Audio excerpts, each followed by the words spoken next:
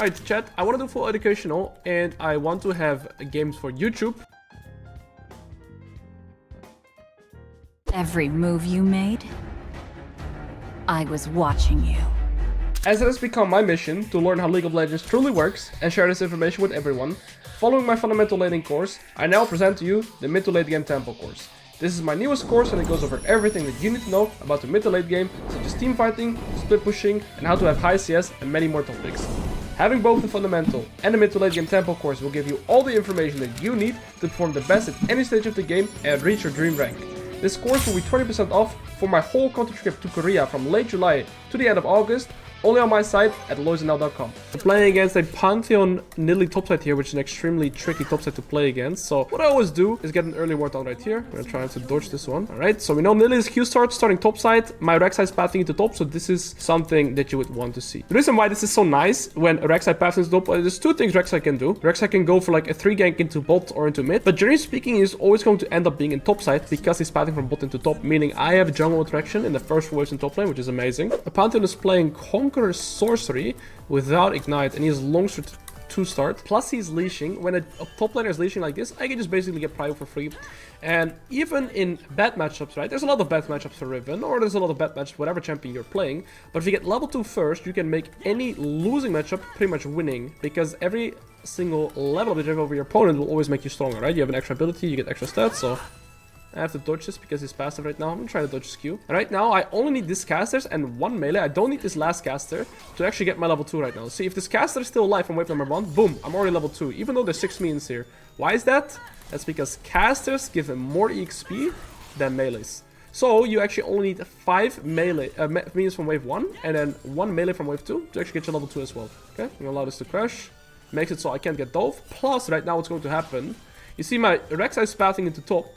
But what's happening with the wave right now is that it's bouncing back into me, which is what I want. Because whilst the wave is bouncing back into me, the Pantheon is forced to walk up for last hits. My jungler should actually clear this camp. See, I don't want him to look for a gank yet, personally. I would want my jungler to farm a little bit more.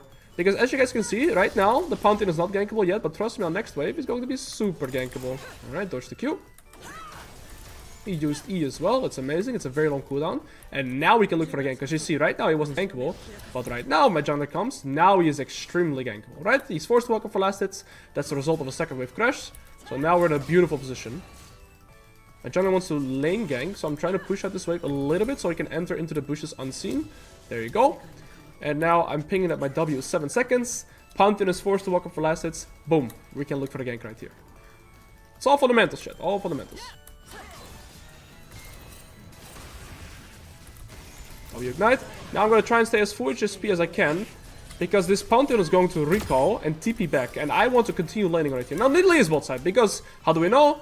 There is a ward right here, so Nidalee will 100% be bot side. And there is a prime example, chat, of using a second wave crash into enemy turret, making the wave bounce back, forcing my opponent to walk up for last hit, and this is all early game fundamental planning, right? I'm planning that enemy jungle is pathing into bot by my early game ward. I'm doing a second wave crash because Pantheon is leashing, making the wave bounce back into me, forces him to walk up for last hits, and boom, we get a kill. There we see Nidalee bot, 28 CS, means she's done every single camp, because every camp gives 4 CS, and now we know everything. Because what's Nidalee gonna do next after recalling?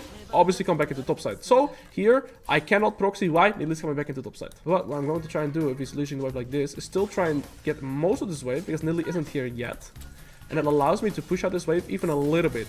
And the biggest reason why I'm allowed to do this is because Pantheon has to collect a fat wave under his turret. And this gives me extra tempo, so it's beautiful. Also gives me some extra gold. And the reason it gives me tempo is because right now, you see, this is the next wave I would realistically have to play on, but I can just recall. All fundamentals, chat. This D-Blade, because I really love HP into Pantheon as he plays the execution ranges, and now we are extremely strong. We have flash, he has flash. He's gonna push this wave, it's okay. We lose bare minimum. Why? Because we proxied, we missed barely nothing, so we're in an extremely comfortable position now. And my bot lane is losing. My bot lane was weak side, they didn't respect, it's okay. Mid lane seems to be pretty far behind the CS, that's surprising. I'm going to try and pull this wave up a little bit more, as I assume Pantheon, okay, Pantheon is TPing, that's okay. What I'm gonna do with the wave right here is pull it like this, and make it bounce back into me this way. I'm gonna get 6 faster than him, and he might not respect it. Nidalee hasn't recalled yet. See here on the board, Nidalee's 40 CS hasn't recalled yet. I'm gonna try and fight the Pantheon right here, see if he feels confident.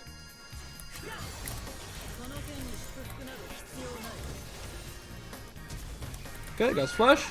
It's amazing. It's gonna be 1050 for his flash. In 6 minutes 15, a plant spawns in the river that gives you the HP. That plant spawns around 650, so right now I'm going to hard push this wave. I'm not going to recall, because I can actually look for the plant. And Nili's gonna go back into bot side again, so I'm gonna ping that. And I do that by counting her CS.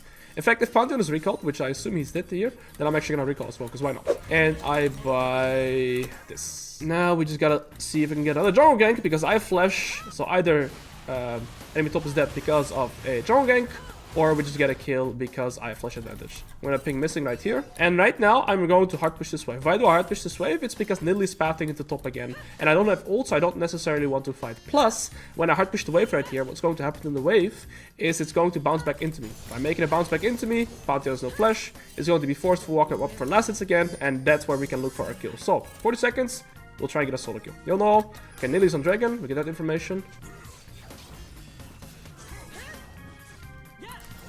Amazing. Get some tempo here. Again, I push this wave because I don't have to do anything anyways. I don't have ult yet. In theory, I could recall here, but I believe I want to stay 20 seconds for my ult. I can probably get a kill that way. And now I want this wave to bounce back into me. That's exactly what I want. So now I have my ult, and now what I want is this wave to push into me. Again, I have flash advantage. I want this wave to push into me because whilst he's forced to walk up for last hits, that's when he's most vulnerable. I'm acting scared. By walking back, he feels a little bit more confident.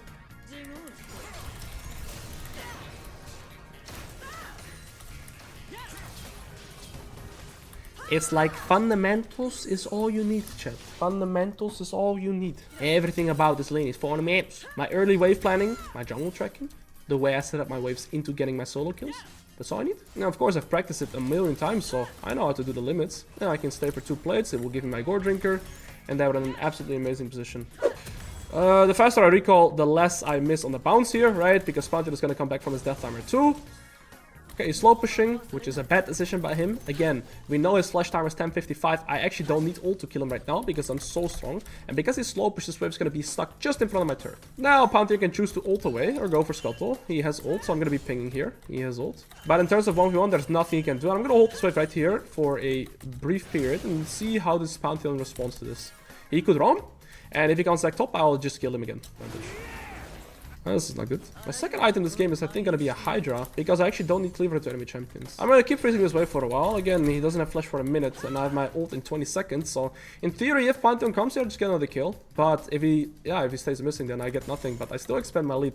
And there's nothing really that Pantheon can roam to. I'm going to continuously ping, keep my team updated on the situation in top lane. And if Pantheon just comes here, he's dead again, so I'm hoping he comes. There you go. Oh, he goes for the pan. That's well played by him. I'm going to stand back, again, try to bait him to walk forward. And then I try to kill this guy.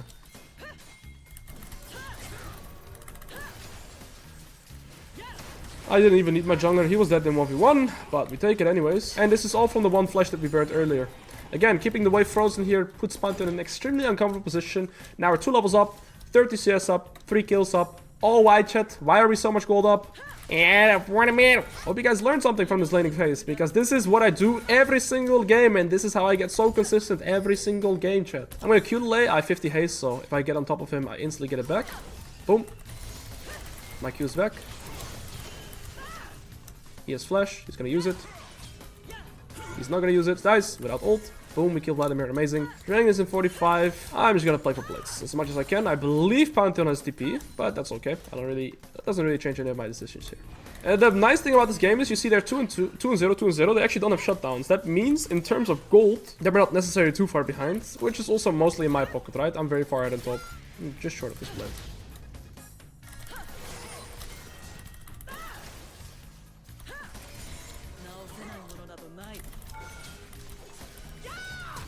Okay, best flash, Nidalee's bolt.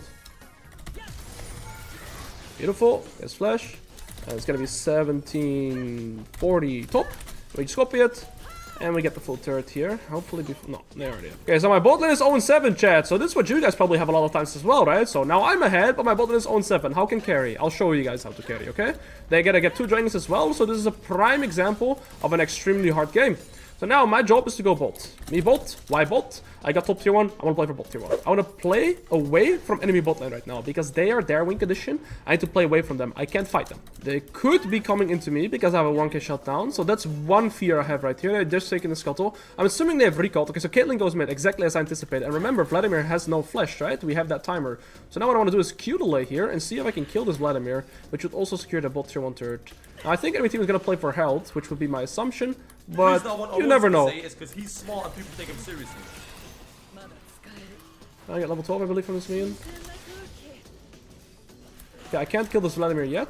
So I'm gonna proxy and wait for my Janna to come as well. However, enemy team might sense reinforcements too. It could be a Nidalee here.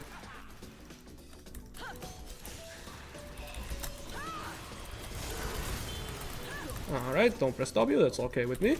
Do we kill? Would be insane if we kill Caitlyn Flash. I timed the summoner. I'm gonna ping my Janna to go away, and we got Caitlyn Flash. That's absolutely massive. Well done, my team did something. They're still almost 7 in bot, but we actually got Caitlyn Flash. Now she's running inspiration here, so I pinged the Flash at around 1440. I subscribed for this, I'm just gonna say 19 AD.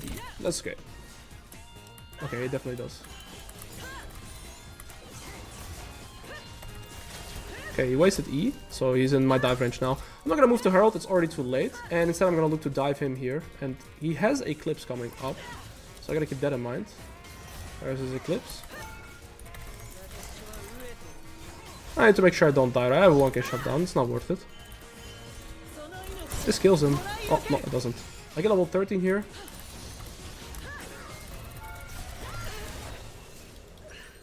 These are the kind of deaths I simply can't do. I just blame MS. I blame MS. It's MS cap there. It's MS cap. Sehr nicht gut!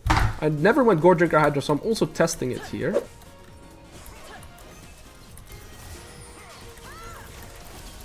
Okay, use E.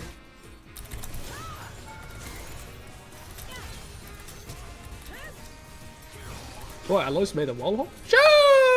See, Vladimir's top now, so my team should be able to contest this. Which means whole enemy team could be here, which means I have to... No, they're not here.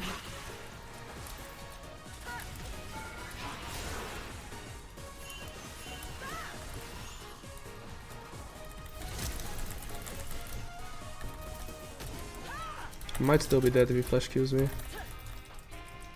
Okay. Might be escaping. Oh, what the hell? There's a full gang! Okay, we got the third dragon though. Okay, I mean, greedy. Man, it's like, we got the dragon, we got the tier 2 turret. This tier 2 turret is almost dead. I can't complain too much, you know? It's not the end of the world here. This guy cannot escape me. I want to save my W so he can't ult away.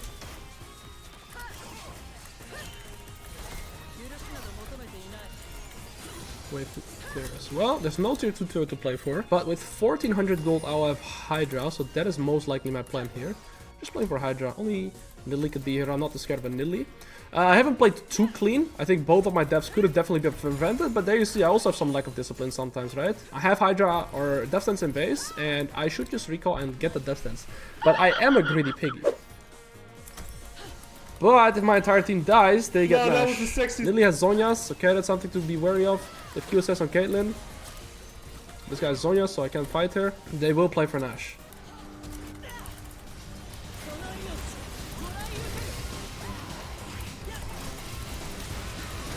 All the AoE. I need a shutdown.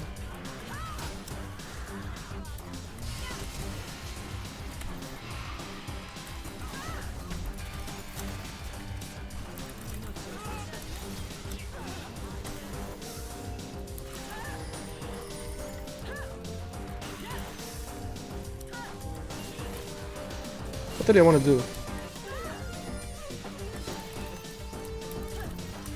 There's a Caitlyn trap. Are you kidding me?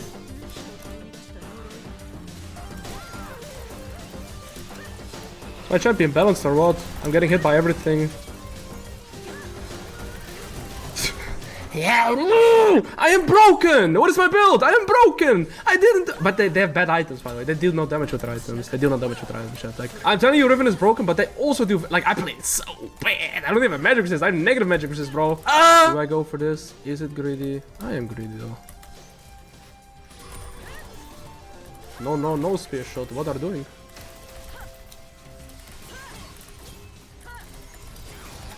Alright, let's play for this. This build feels pretty nice to play, I'll be honest. I kinda wanna stay for the 2.8, preferably. Now we have it, because I can sell my D-Blade, right? Alright, so now we got Maul. We're pretty much full build. We just need Guardian Angel last. At Alois, why do people go bald? I don't know, bro. Unlucky genes. My urge to dive in 1v5 is kind of high, because I'm a Riven main. I shouldn't do it. Letting him engage on me is actually a good thing there. I should have let him hit him, but that's because Vladimir stopped. I didn't verify that before he hooked. Because our bot lane is actually a fair answer, yeah. We need Lissandra though. Lissandra's not here. Oh yeah, he just gets one shot now.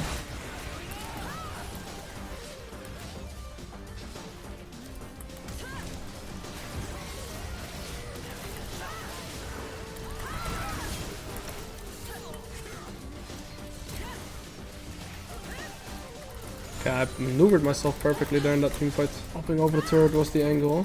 Vladimir split pushing though. I'm not gonna split push on by Vladimir. I'm not sure how to feel about that one.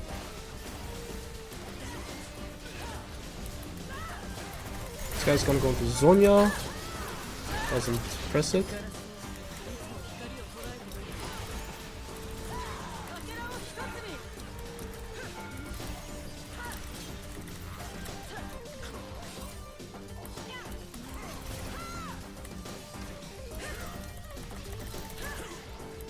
My champ is balanced.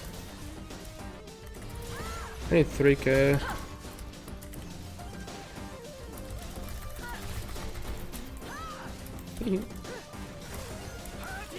Rakan? What is that combo, bro?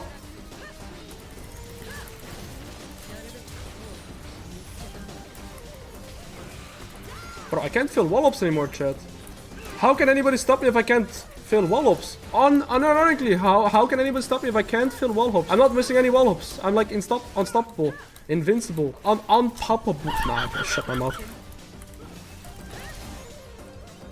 Alright, go, Rakan. You hit the combo this time. Surely.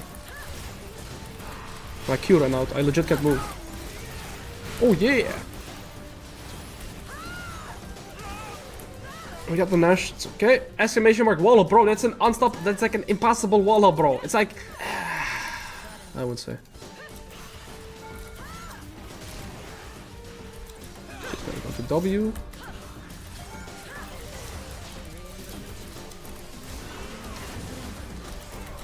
Okay, I might be able to clutch. No, there's a W. I can't clutch. Oh, I killed one though. Kinda nasty. Nah, I misplayed. I don't think my team can end, but I don't want to backseat game. I'm gonna backseat game. Just back off, chat. Just back off. You guys are not gonna achieve anything here. Okay, teammates! Damn, my... Oh, no, there's a Vladimir coming. There's a great warrior coming. Let me think here. I'm on the red potion still, so let me get this. If you say anything, chat, I'm X9ing all of you. Permaban for anybody that says exclamation mark wall up, and it's a promise. I will come for you and everybody. Alright, let's end this game now. Draven just died for fun. I guess we let them farm.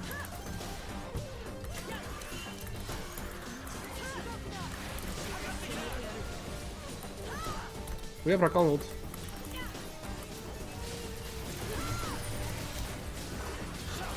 Oh, but Rakan land one combo, bro. This Rakan land the combo! Can you do one combo? I have seen this Rakan do combos, so honestly I know he has flash, but it might control me as well because I expect him to do certain things. But as this guy has previously shown and history tends to repeat itself, this guy struggles doing basic Rakan combos. So we gotta be careful of that. We gotta be careful of that fact though. Okay, we're doing some macro genius movements here. This guy's struggling.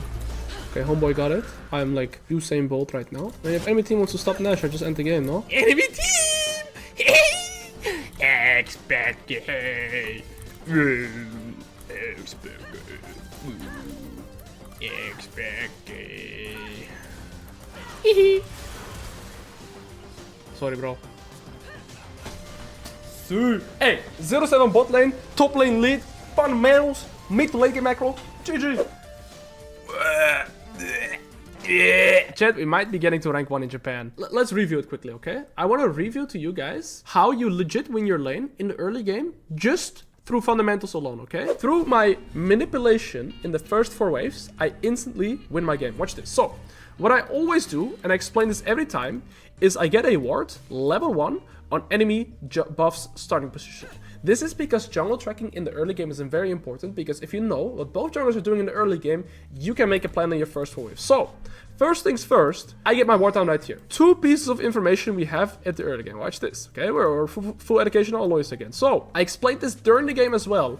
I see Nidalee starting rep buff, and Rek'Sai starting rep buff as well. Now, what this means is that this is one of the best positions for me to currently be in. Why? Because this Nidalee in the next 2 minutes is going to be pathing from top into bot, whilst my jungler is going to path from bot into top. Now, this can be 2 things. My jungler, of course, could do 3 camp into mid, 3 camp into bot, but in the general sense, this guy is pathing into top, my jungler is pathing into bot. That means I'm strong-sided right now. Because if I trade, let's say me and Pantheon are playing top lane right now, right? And let's say I lose 50% of my HP and Pantheon loses 50% of his HP. I benefit. Why? Because my jungler is coming into top and enemy jungler is going into bot. So this is the best position to be in, and this is why strong side, weak side is so important. So what I do whilst I'm on strong side, I know how to manipulate my wave states, is I'm going to do a second wave crash even if I'm on strong side. Now you might wonder, why would you do a second wave crash? And I'll show you. Because after pushing this wave into the turret, and here we're gonna pause the frame, what's currently happening with this wave, chat? It is bouncing back indeed. What happens when the wave is bouncing, chat? That means that Pantheon is forced to walk up for last hits. Now watch this.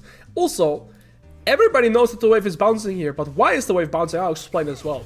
Because you guys can see right now, the neutral position for waves to meet in is here, right? This is where both waves usually meet. But right now, you see the wave is meeting up right here. Now, when waves meet in this angle, that means that his next minion wave, wave number 4, will arrive much faster here compared to my 4th minion wave, as they have to walk a much bigger distance. Because my minions have to walk a bigger path, or his has to walk a shorter path, that means that he will have more minions stacked up quicker, meaning the wave is currently pushing into me. The general rule of thumb that I always say is, when is your opponent vulnerable? That is whenever they're forced to walk up for last hits. Why is that? Simply because they have to step forward in order to gain CS. So if the wave is pushing into me, that puts my opponent in a vulnerable position. And this is why I did the second wave crash on strong side, because it forces the Pantheon to walk up for last hits. And now you see, my jungler wanted to gank top, but as you can see, these were my pings. I pinged him to go for his camps. Why did I ping my Rek'Sai to go for the camps? Because this angle right now is not really gankable. He's simply too close to his turret. He can just press WE and he's back to his turret, because he's gonna get level 3 from 1 melee right here. Boom, right? So now, I pinged my jungler away. I told him just to go to 1 camp or 1 or 2 camps. But as you can see right now, on wave number 4, instead of the wave meeting in this position, it's already in this position, right? So it's already starting to get close to us. And now I try to thin out the wave a little bit. I try and trade a little bit. And whilst I'm doing this, you see my jungler ended up being here. He could have even went here. Pantheon had no vision anywhere. And now you see, all of the result of my first 4-wave planning, right? I knew Nidalee would path into bot. Look where the Nidalee's at. Boom, she's bot side. And making the wave bounce back into me after the second wave crash, knowing that Rek'Sai was pathing top. And this is all planning in the first 4 waves. This Pantheon ends up dying, and I pretty much secured my laning phase right here. Now, another very interesting thing that I want to showcase to you guys is right now, if you look from blue side's perspective, we see very little, right? And I have to try and push out this wave. And there's another interesting thing here, is that I see Nidalee right here on bot side with 28 CS. What does that mean? She's cleared this,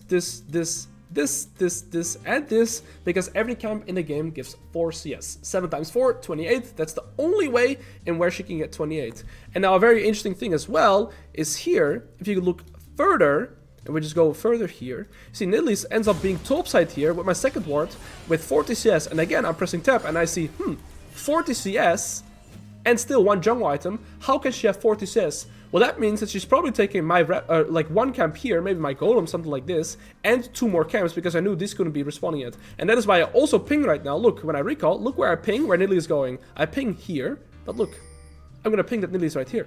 And how do I know that, chat? There you go. I'm pinging right here, 608, on Nidalee's direct position, whilst I didn't even know 100% that she's here. So look, from blue side vision, this is my ping, I believe here.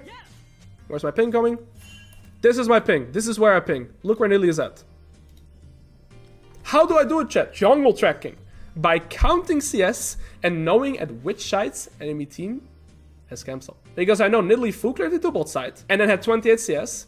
Then she went into top side, had 40 CS. But if she started top side and pathed into bot, her top side are the only camps that can be up. Every camp gives 4 CS, meaning she probably took golems here, then this camp, got to 40, recalled. Well, where is she gonna go next? She only has 2 camps here. Fundamentals. 0-7 bot lane, top lane lead, fundamentals, mid to late game macro. GG.